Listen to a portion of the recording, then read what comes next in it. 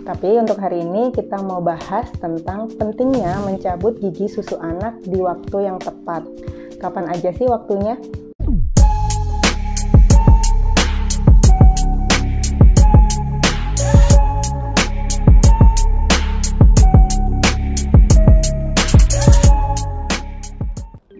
Hai, Assalamualaikum. Kembali lagi di channelnya Dokter Asik bersama saya Dr. Rista.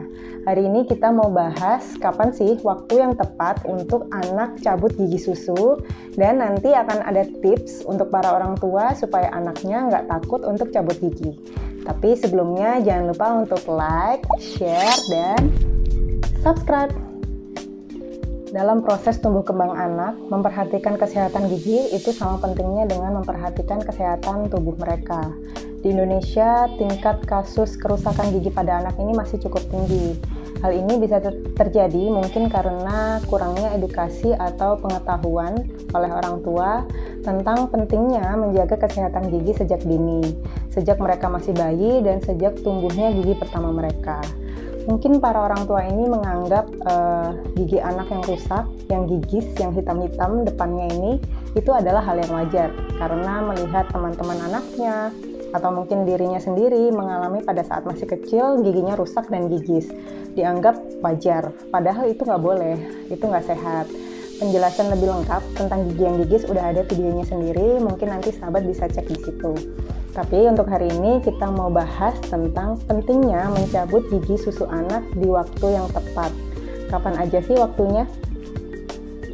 Waktu yang tepat untuk mencabut gigi anak ada di dalam 3 kondisi ini.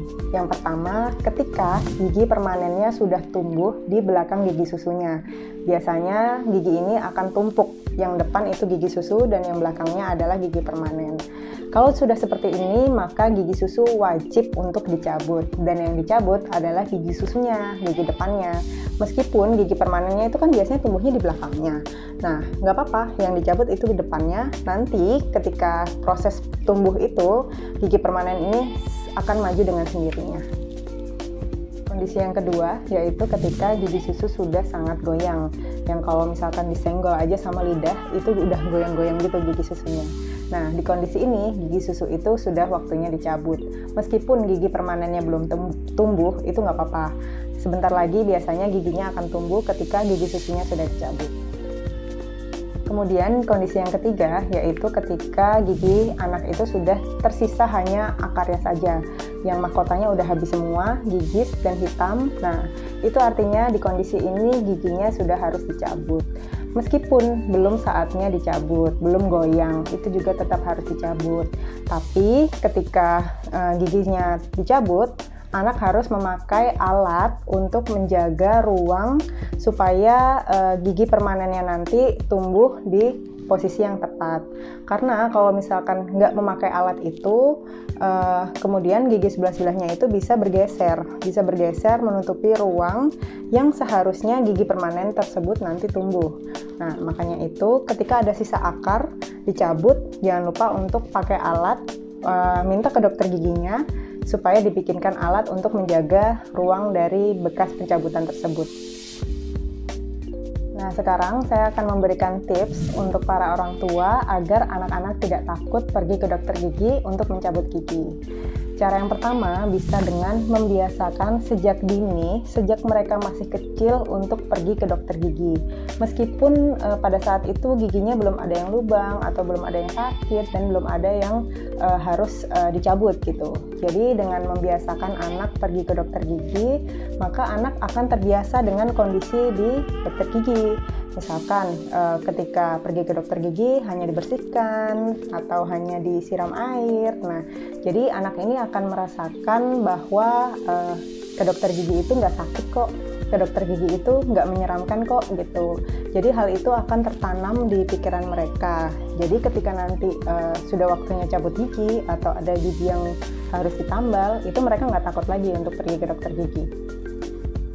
Kemudian cara yang kedua bisa mengganti kata cabut dengan kata yang lebih halus. Misalkan kita ganti dengan giginya mau dilepas, giginya diambil boleh ya, giginya dibersihkan ya, nanti giginya dirapikan biar cantik, biar ganteng. Nah, jadi perlu rayuan kepada anak dengan mengganti kata cabut tersebut dengan bahasa yang lebih halus agar mereka juga bisa menerimanya dengan senang hati. Jadi misalkan mereka udah dengar kata cabut itu kan pikiran mereka udah kemana-mana gitu, udah takut duluan. Jadi bisa ganti dengan kata cabut dengan kata-kata yang lebih halus.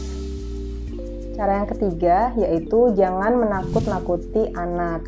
Misalkan sang anak nih nangis, dia nggak berani. Orang tua jangan mengatakan kepada mereka, nanti kalau kamu nangis giginya dicabut, nanti kalau kamu nangis disuntik sama dokternya, nanti kalau kamu nangis dibur sama dokternya atau segala macam. Nah, hal-hal yang menakuti anak tersebut akan menanamkan di otak mereka bahwa cabut gigi atau pergi ke dokter gigi itu adalah hal yang menyeramkan. Jadi jangan dibiasakan untuk menakut-nakuti mereka supaya mereka berani untuk pergi ke dokter gigi. Cara yang keempat, ini adalah cara yang terakhir, yaitu berikan apresiasi kepada mereka ketika mereka sudah berani untuk cabut gigi. Nah, bentuk apresiasi ini bisa berupa pujian, bisa juga berupa hadiah.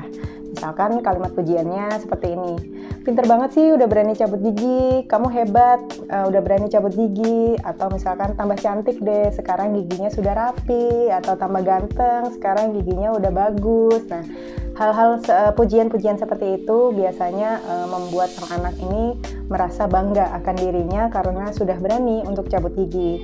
Dan kalimat pujian tersebut akan tertanam di pikiran mereka, dan nantinya ketika mereka harus cabut gigi lagi, mereka akan dengan bangga juga bilang ke orang tuanya bahwa saya berani untuk cabut gigi. Nah, kemudian apresiasi ini juga bisa berupa hadiah. Jadi berikan ke anak kalau misalkan sudah berani cabut gigi, nih mama kasih pensil, kasih penghapus, atau kasih buku sebagai hadiah karena kamu sudah berani cabut gigi. Nah, hadiah-hadiah seperti itu akan membuat mereka juga merasa diapresiasi karena usahanya mereka sudah berani untuk cabut gigi. Tapi ingat, hadiahnya nggak boleh berupa coklat, permen, atau es krim, karena makanan-makanan manis itu dapat merusak gigi mereka.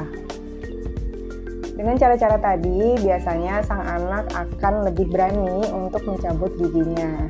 Nah, sekian dulu, semoga bermanfaat dan ketemu lagi di video selanjutnya. Jangan lupa untuk menerapkan 3M terus karena ini pandeminya belum selesai.